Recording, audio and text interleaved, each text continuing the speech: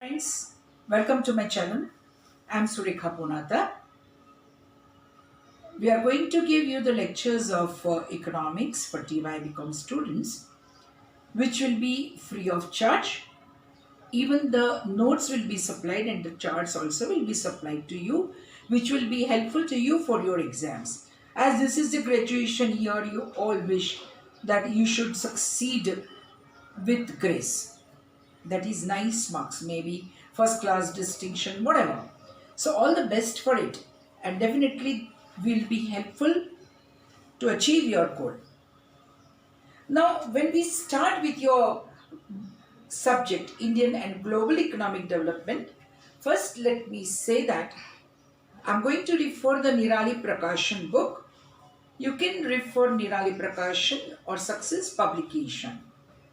You can also use Dutt and Sundaram for your reference, and this will give you additional knowledge.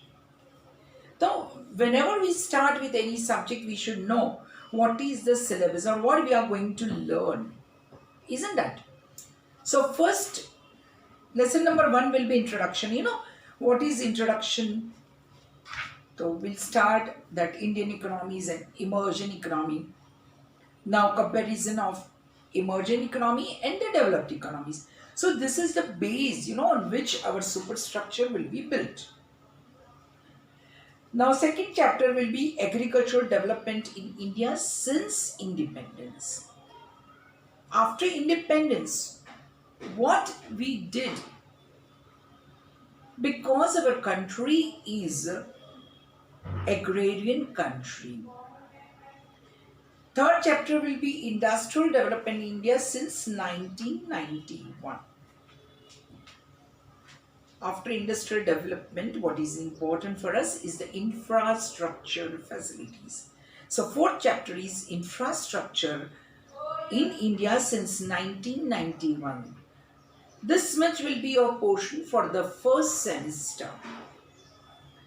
For the second semester, we'll have human resource development, global economic development and foreign capital, foreign trade and balance of payment, regional and international economic cooperation, importance, objective, structure and function.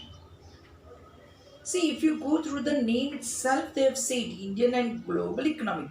So, Indian economy is covered in the first semester, global in the second. Very nicely, they have made the distinction. Now, what about the exams? So, actually, in the final exams, you will have paper of 80 marks.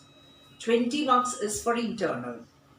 Now, exactly you should know what is internal. The 60 marks exams will be conducted in your colleges, will be converted to the 20 marks. And 80 marks for the final exams. So, friends, let us start with our introduction, and I'm sure you would be able to understand me. First, do you know that what is economic development and what is economic growth? Or why do we study this? So, let me say that India is an emerging economy.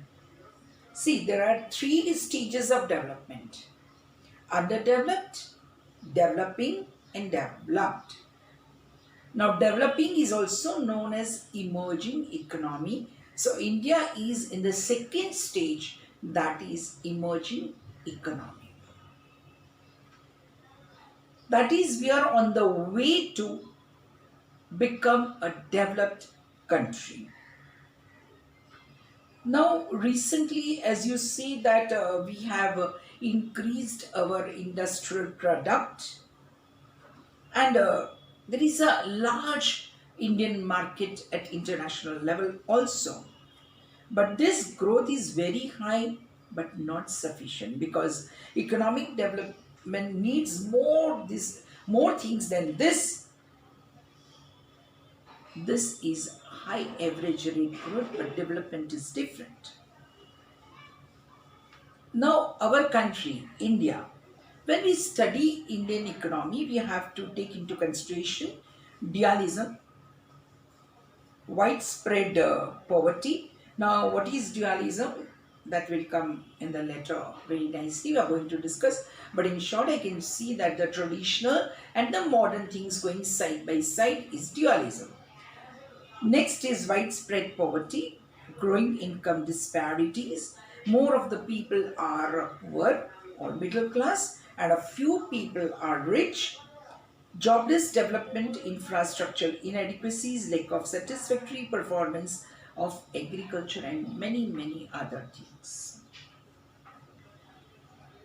So, this is the problem which India is facing now as it is an emerging economy. Now, do you think that it is easy? No. To tackle it is a very difficult thing. So, now let us start with what other people say about it. The other people, like Professor Simuson, he is a very well-known economist, and he has told that economics of development seeks to address itself to questions like this. Like this means what we discussed now. For one of the most challenging problem of next quarter century is the problem of poor society still striving for development. Because those countries who are developed, they can take care of themselves. Because these developed countries or advanced countries, whatever word we use, they take it for granted the development as something which can take care of itself. So they concentrate on short-term aspirations of the economy, but emerging economies, they have to take care of short-term as well as long-term things. Now, as you know that Professor Knox, a very well-known Indian economist, he also said that few problems are more fascinating, more important,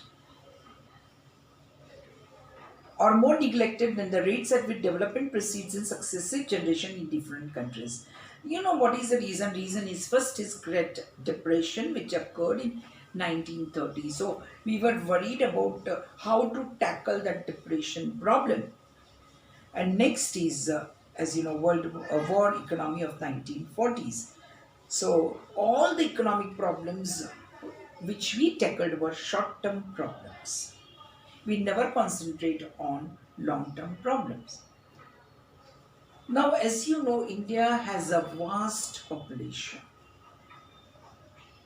Secondly, highly populated country of the world.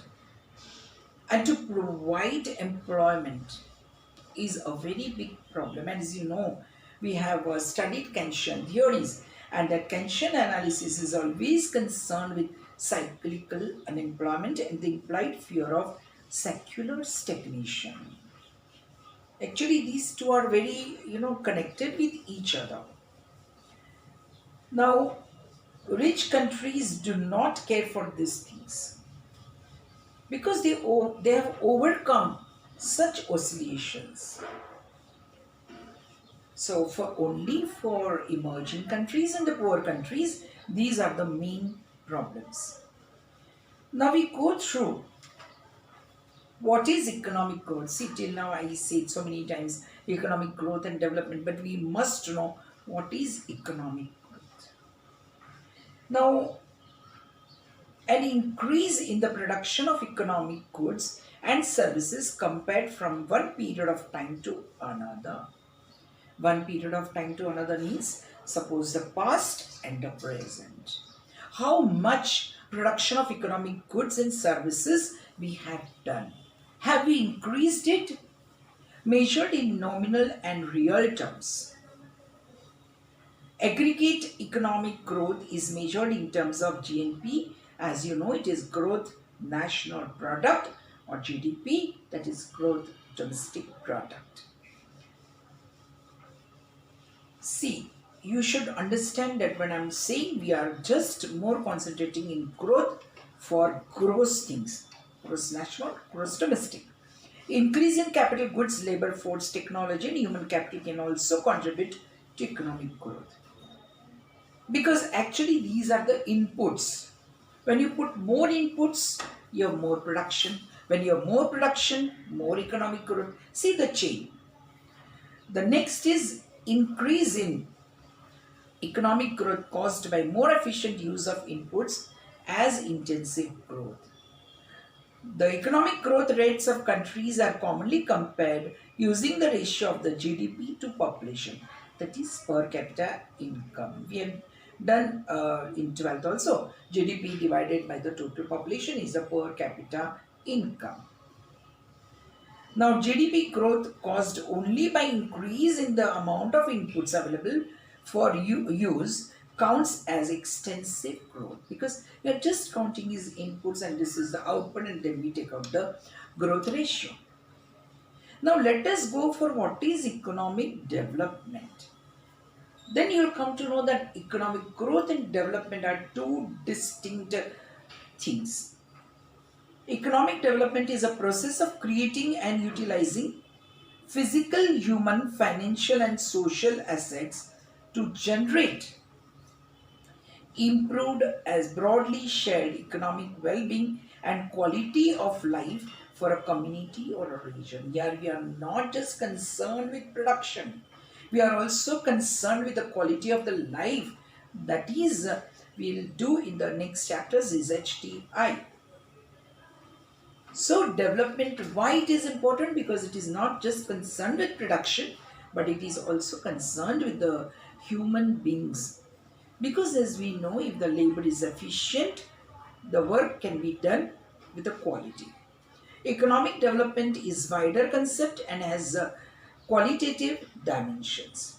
Economic development implies economic growth plus progressive changes in certain important variables which determine well-being of the people, like health, education. Because see, literacy is important. Without literacy, you cannot have economic development.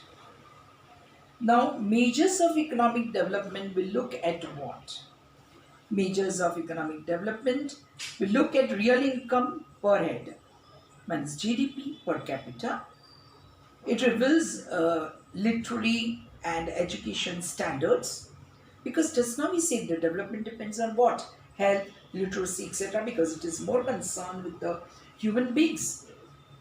The levels of health care, number of doctors or other facilities, quality and availability of housing, levels of environment standards, because if the environment is polluted, definitely it harms the health because it is a health hazard. And last is life expectancy. So friends, that's all. This is the introduction which we have provided to you. Thank you very much. I'm sure you would have understood it. Please subscribe this channel so that you have the benefit of all the lectures available on economics as well as law. So please subscribe my channel of Ray of Optimism. If you like it, please give the like. Please give the comments and please don't forget to press the bell icon. Thank you very much. Have a good day.